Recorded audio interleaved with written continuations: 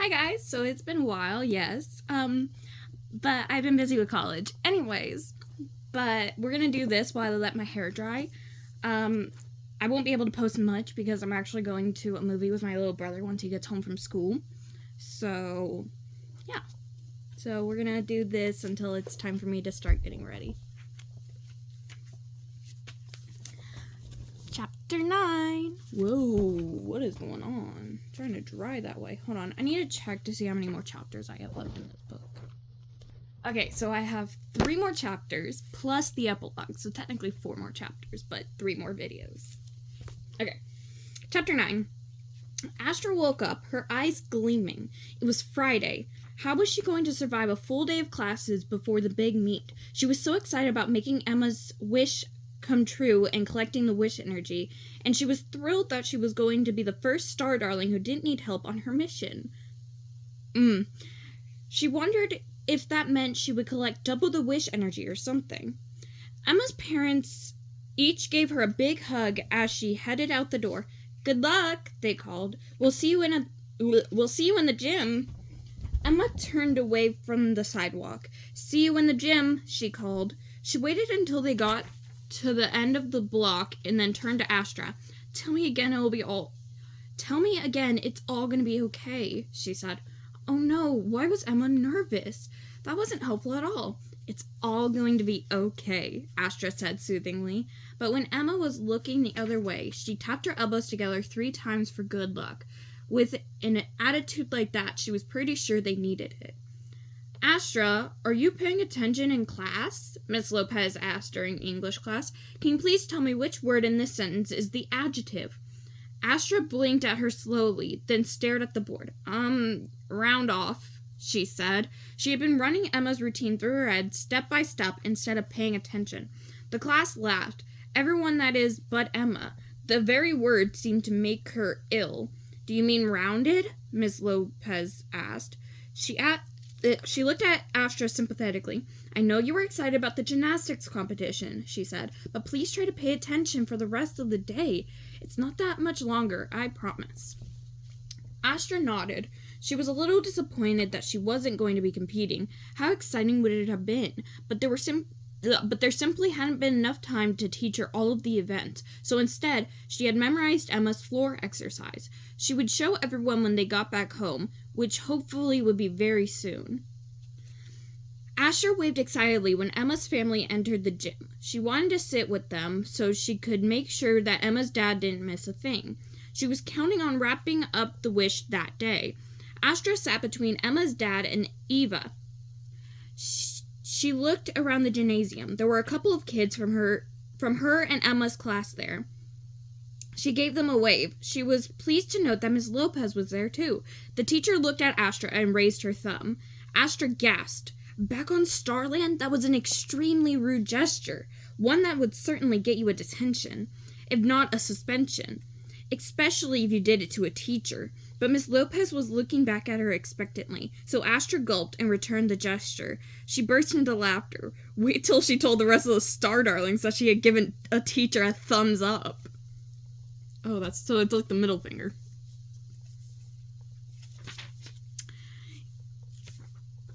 Damn. Okay. Oh, short chapter. Eva explained how the meet worked. The teams each competed in 4 events: uneven bars, floor exercise, vault, and the balance beam. The team with the highest overall score would be the winner. "I'm worried about Emma's floor exercise," Eva said. "She didn't get enough height in her tumbling pass last time." Emma did well on the vault, balance beam, and uneven bars. Astra watched her with admiration as she soared through the air effortlessly, catching the bar in both hands, extending, releasing, and pirouetting. How she wished that they had that kind of equipment on Starland. It was like flying. Astra stole a glance at the scoreboard. Emma's team was doing well, but so was the other team. Their scores were uncomfortably close. I hate words. Yay. The floor exercises was settled at. There were 2 girls left to go from the top 2 teams, and Emma was one of them. Eva buried her head in her hands. Poor Emma, she said. The pressure is going to get to her. The other team went first. The music began to play, and the girl began with a tumbling pass that included a series of cartwheels. Her floor routine was nearly flawless. Astra had been keeping a running score in her head. If Emma didn't get at least a 9.625, her team would lose. Eva turned to Astra. I know this is confusing at first, she said, but if Emma doesn't get at least a 9.625, her team will lose, just like last time. Thanks, said Astra, hiding her smile. It's so confusing. Eva clutched Astra's arm as Emma went through her routine, leaping, tumbling, turning, twisting. She did it all perfectly. This is it, said Eva. She just needs to do her final tumbling pass and stick her landing. Astra watched as Emma took a deep breath and began, but instead of doing a series of cartwheels as usual, she did a dive cartwheel into a round-off back handspring ending with a double back tuck. It was Astra's move. She felt so proud. But with such momentum, would Emma be able to stay within bounds and stick her landing? The crowd gasped as Emma bobbled for a moment, then quickly regained her balance, feet firmly planted beneath her, toes barely inside the line. The crowd erupted as Emma's family stood and cheered. Astra stared at the scoreboard, holding her breath. Then the score. 9.9. She did it! Eva shouted. She did it! Emma's parents hugged each other. Her sisters clapped and cheered some more. Emma's coach and her teammates...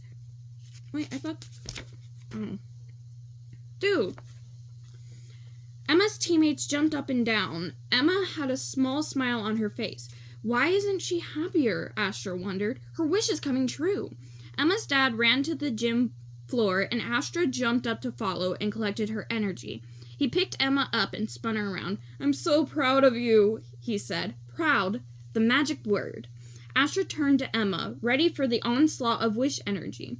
She held out her wrists, a smile of eager anticipation on her face. But there was nothing. What was going on? She looked up at Emma, who wore a wistful smile. She didn't look happy at all. She actually looked kind of sad. Astra shook her head. What's wrong? She asked. Your wish came true.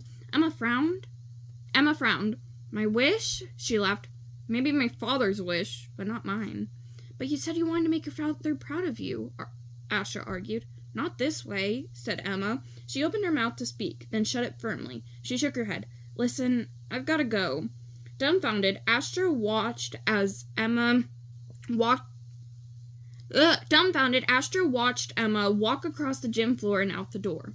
Astra glanced down at her countdown clock. It was still ticking. Ticking. It says ticking. Tick, tick, tick, tick. Ticking. She didn't know what to do. She knew that she was wasting precious time. How did I mess this up so badly? She wondered. She thought, and she couldn't come up with the answer. She waved goodbye to Emma's family and sat there as the teams packed up and everyone left. She sat as the custodian moved all the equipment back to the corner of the gym and started sweeping the floor. Then when he turned out the lights, she sat in the faint, gloomy glow that came through the high gymnasium windows. She had no idea what to do. Suddenly, there was a big bang as the heavy gym doors swung open. Astra whipped her head toward the sound. Need a little help? Said a very familiar voice. Astra could have wept with joy when she realized just who was making her way toward her in the darkened gymnasium. I do, she said, standing up in the bleachers. I really do.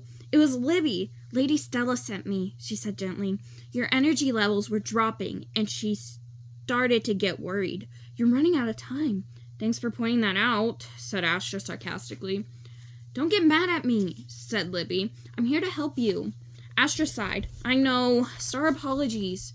Why don't you just fill me in on everything that happened so far? Libby suggested, sitting down on the bleachers, so Astra did. When she finally finished talking, Libby sat in silence, digesting the information. Finally, she spoke. Oh my god. So you confirmed that her wish was to make her father proud of her. Astra sighed. Yes, she was very clear about it, she said. Exactly how much time is left. 18 hours, said Astra. So that takes us to a little after 1 o'clock tomorrow, said Astra. Then she heard a delicate snore. Stay right there, she said to Libby, who clearly wasn't going anywhere. Astra ran to the girls' bathroom and grabbed a couple of paper towels. She returned to the gym and rooted around in her backpack until she found the polish of removal. She poured some on a paper towel and began to scrub Libby's nails. It was very slow going, but finally, when the last nail was polish free, Libby sat up. Where were we? She asked. Astra held up the now empty bottle. Libby gave her a huge smile and looked down at her nails. Oh my god. Okay, sorry. Star salutations, Astra, she said happily. I feel so awake. That's great, said Astra. But what isn't so great is that we only have 18 hours left until 1 o'clock tomorrow. That seems like an odd deadline, said Libby. Does something important happen at 1 o'clock tomorrow? Astra shook her head. I don't know. Should we try to find Emma and ask her? Libby asked. Astra sighed. Sure, she said dejectedly. They walked into the hallway. Astra tore down a poster advertising the gymnastics meet. She reached for the next poster and stopped. Moon and stars, she said. She pointed it out. Ooh, paper, said Libby. Pretty cool. Astra shook her head. No, look, she pointed to the words. Art show. 20,000 leagues under the sea. School cafeteria. Saturday at 11 a.m. But it was the last line that was the most important. Winner announced at 1 p.m. It all came to her in a rush. Emma's a great artist, she explained to Libby. Her room is full of beautiful paintings and drawings, and someone, I guess it was the art teacher, was trying to get her to work on a project. Astra's face got warm, and she remembered how dismissive she had been to the teacher. She shook her head, recalling Emma's words. Not this way. Emma wanted her father to be proud of her, all right, but it wasn't for gymnastics. It was for her artwork. Moon and stars. How did I miss that? So all we have to do is find her and convince her to submit something for the art show, Libby. So all we have to do is find her and convince her to do submit something for the art show, Libby asked. When's Saturday, by the way? I think it's tomorrow, Astra answered. And that's gotta be it, she added. I think I know where she is. Follow me. Astra led Libby down a hallway, then up a flight of stairs. She paused in front of a classroom door, waiting for Libby to catch up. She put her hand on the doorknob and quickly opened the door. There was Emma, standing in front of a large sculpture. She was concentrating so hard she didn't hear the girls enter the room. She had an expression on her face that Astra did not recognize. She almost gasped when she realized what it was. Pure happiness. Oh, Emma, she said. It's beautiful. Chapter 10.